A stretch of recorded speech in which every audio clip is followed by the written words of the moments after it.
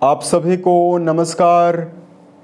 दोस्तों, कर्क राशि वाले जातकों का इस चैनल पे स्वागत। इस वीडियो में हम आपको बताने वाले हैं कर्क राशि वाले जातकों के लिए साल 2026 में 1 से लेकर 7 फरवरी तक का समय किस प्रकार जाने वाला है। फरवरी महीने के शुरुआती साप्ताहिक 7 दिनों की समयावधि में आपकी राशि के ऊपर बनी हुई ग्रही अवस्था आपको क्या परिणाम देने वाली है। किन मामलों में कर्क राशि वाले जातकों को कम प्रयासों में बड़ी सफलता मिलने वाली है, वहीं कहां पर कर्क राशि वाले जातकों को संभल कर काम करने की आवश्यकता भी जीवन में रहने वाली है। तो ये राशिफल कर्क राशि वाले जातकों के लिए ही बनाया गया है और आपकी चंद्र राशि के ऊपर प्रभावी है, तो आप इसे इसी आधार पर देखें। इस राशिफल के माध्यम से कर्क राशि वाले जातकों के जीवन से जुड़े हुए सभी पहलू के बारे में आपको जानकारी देने वाले हैं, जैसे आपका करियर और व्यापारिक जीवन कैसा परिणाम देगा, आर्थिक जीवन, पारिवारिक जीवन, प्रेम संबंध, स्वास्थ्य, एजुकेशन लाइफ और अंत में हम आपको धार्मिक उपायों के बारे में भी जानकारी देने वाले हैं, जिसको यदि आप जीवन में करते हैं तो आपको विशेष शुभता मिलने वाली है। तो अब देखिए, सबसे पहले हम आपको बताते हैं क्या परिवर्तन ग्रहों में इस 7 दिनों में होने वाला है और आपकी राशि के ऊपर ग्रही अवस्था किस प्रकार की बनी हुई रहने वाली है। तो देखिए, कर्क राशि वाले जातकों के राशि के द्वितीय भाव में केतु देव का गोचर होने वाला है और इस पूरे हफ्ते गुरु बृहस्पति आपके द्वादश भाव में वक्री अवस्था में गोचर करने वाले हैं। शनिदेव आपकी राशि के 9th हाउस में रहेंगे। राहु देव का गोचर आपके आयु भाव में यानी अष्टम भाव में होने वाला है। वहीं मंगल, शुक्र, सूर्य और बुध की मौजूदगी फरवरी की शुरुआत में आपके केंद्र में यानी सप्तम भाव वैवाहिक भाव में बनी हुई रहने वाली है, जिसमें मंगल देव यहाँ पर सप्तम घर में उच्च राशि में मौजूद होकर रोचक नाम का राजयोग बनाने वाले हैं। मंगल और सूर्य का परिवर्तन तो यहाँ पर नहीं होने वाला है, लेकिन बुध का 3 फरवरी को राशि परिवर्तन होगा, ये कुंभ राशि में जाने वाले हैं। वहीं 6 तारीख को शुक्र देव का राशि परिवर्तन होने वाला है और ये भी आपकी राशि के अष्टम भाव में कुंभ राशि में जाने वाले हैं। तो देखिए, मेजर ग्रहों का राशि परिवर्तन नहीं होने वाला है, माइनर ग्रहों का बदलाव इस समय में काफी ज्यादा हो रहा है। तो अब आइए हम आपको बताते हैं कर्क राशि वाले जातकों के जीवन में जीवन के सभी आयामों में क्या परिणाम आपको मिलने वाला है। सबसे पहले बात करते हैं करियर और व्यापारिक जीवन के मामले में यह समय कैसा जाने वाला है। कुंडली के 10वें भाव से करियर, व्यवसाय, प्रसिद्धि और मान सम्मान के बारे में विचार करते हैं। आपके कर्म भाव के स्वामी सेनापति मंगल माने जाते हैं, जो कि सप्तम भाव में उच्च राशि में मौजूद होकर रोचक नाम का राजयोग भी बनाए हुए हैं और चौथी दृष्टि से आपके कर्म भाव को देखने वाले हैं। करियर के मामले में कर्क राशि वाले जातकों के जीवन में इस समयावधि में भरपूर ऊर्जा शक्ति और आपके अंदर आत्मबल रहने वाला है, यानी आपके विचारों में मनोबल और आपके पुरुषार्थ में वृद्धि सेनापति मंगल की शुभता होने वजह से आपको मिलने वाला है।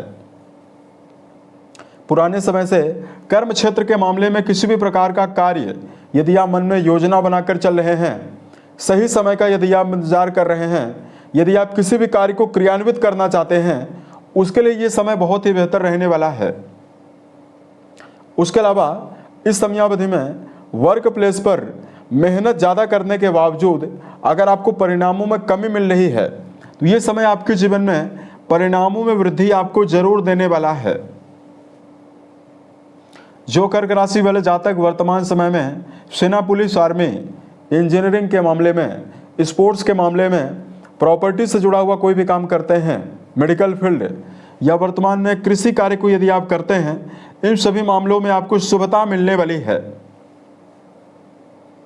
अब देखिए, बात करते हैं कर्क राशि वाले जातकों के लिए आर्थिक जीवन के मामले में फरवरी में क्या परिणाम आपको मिलने वाला है।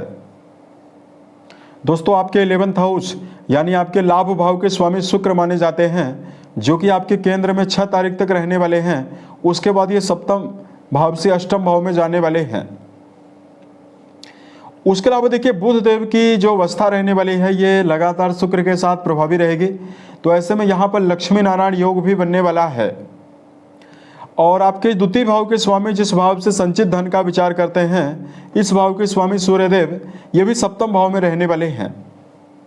तो यहाँ पर देखिए कर्क राशि वाले जातकों के जीवन में 1 से लेकर 6 तारीख के बीच में व्यापार के मामले में यदि आपका जुड़ाव है तो आपके जीवन में आर्थिक मामलों में प्रबल उन्नति और धन के मामले में शुभता रहने वाली है।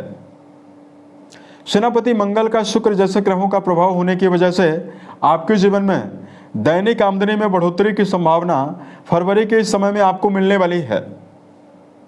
6 तारीख को शुक्रदेव आपके अष्टम में जाने वाले हैं, जहां से पैतृक संपत्ति और रुके हुए धन प्राप्ति की संभावनाओं का योग भी बनाने वाले हैं। सावधानी आपको ये रखनी चाहिए कि वर्तमान में राहु केतु की प्लेसमेंट आपके लिए अच्छी नहीं है। ये दोनों ग्रह आपके द्वितीय भाव को प्रभावित कर रहे हैं, धन भाव को। तो अगर आप जीवन में आकस्मिक रूप से कहीं पर धन का बड़ा निवेश करने जा रहे हैं तो सोच विचार कर ही आर्थिक निवेश करने की आवश्यकता कर्क राशि वाले जातकों को जीवन में रहने वाली है। पारिवारिक जीवन के मामले में कर्क राशि वाले जातकों को यदि जानकारी दिया जाए, दोस्तों द्वितीय भाव के स्वामी और चतुर्थ भाव के स्वामी ये दोनों युति बनाकर 6 तारीख तक युति बनाए हुए हैं और ये केंद्र में ही हैं। ऐसे में पारिवारिक जीवन के मामले में 2 प्रकार की संभावना रहने वाली है। घर के बड़े सदस्यों के सहयोग की संभावना यहाँ पर पूर्ण रूपेण आपके जीवन में बनने वाली है, लेकिन पारिवारिक संबंधों के मामले में इस समयावधि में कर्क राशि वाले जातकों को भाग दौड़ का सामना भी करना पड़ेगा। इस प्रकार का योग आपके लिए रहने वाला है। सामाजिक रूप से आपको 1 से लेकर 6 के बीच में सामाजिक उत्थान और सामाजिक सम्मान की संभावना भी यहां पर रहने वाली है। प्रेम और वैवाहिक जीवन के मामले में जुड़े हुए जातकों के लिए यदि जानकारी दिया जाए, रिश्तों के संदर्भ में कुंडली का 5वां घर न केवल प्रेम जीवन बल्कि शिक्षा के लिए भी जिम्मेदार है। इस भाव के अधिपति मंगल अपनी उच्च राशि में विराजित होकर गोचर करने वाले हैं। तो विद्यार्थी जीवन में जुड़े हुए जातकों के लिए 1 से लेकर 7 फरवरी तक की समयावधि में शिक्षा के मामले में मनोवांछित परिणाम और एकाग्रता की वृद्धि की प्रबल संभावना कर्क राशि वाले जातकों के जीवन में रहने वाली है। यदि आप विद्यार्थी हैं तो इस समयावधि में आपको इंटरव्यू वगैरह में भी सफलता का प्रबल योग रहने वाला है। वहीं आपकी राशि के लिए संबंधों के मामले में, प्रेम जीवन के मामले में भी जुड़े हुए जातकों के लिए प्रबल मनोबल, रिश्तों में आकर्षण, रिश्तों में पर्याप्त एनर्जी आपको मिलने वाली है। बात करें वैवाहिक जीवन के मामले में जुड़े हुए जातकों के लिए क्या परिणाम आपको मिलने वाला है। आपके वैवाहिक भाव के स्वामी शनि स्व नक्षत्र में मौजूद होकर आपके 9th हाउस में मौजूद हैं। उसके अलावा देखिए यहाँ पर आपके राशि में सप्तम भाव में मंगल की उच्चस्थ अवस्था बनी हुई है। कहीं न कहीं वैवाहिक संबंधों के मामले में जीवन साथी की उन्नति और प्रगति का योग रहने वाला है। हालांकि यहाँ पर सूर्य क्रूर ग्रह माने जाते हैं जो रिश्तों में ईगो को बढ़ाने का काम करते हैं, तो छोटे मोटे वैचारिक मतभेदों से आपको जरूर बचना चाहिए। तो वैवाहिक जीवन के मामले में संबंधों में विशेष अनुकूलता आपको मिलने वाली है। 1 से लेकर 6 के बीच में शुक्र ग्रह का प्रभाव होने की वजह से रिश्तों में आपको विशेष शुभता मिलने वाली है। यहाँ तक कि घूमने फिरने की योजना भी बनाई जा सकती है।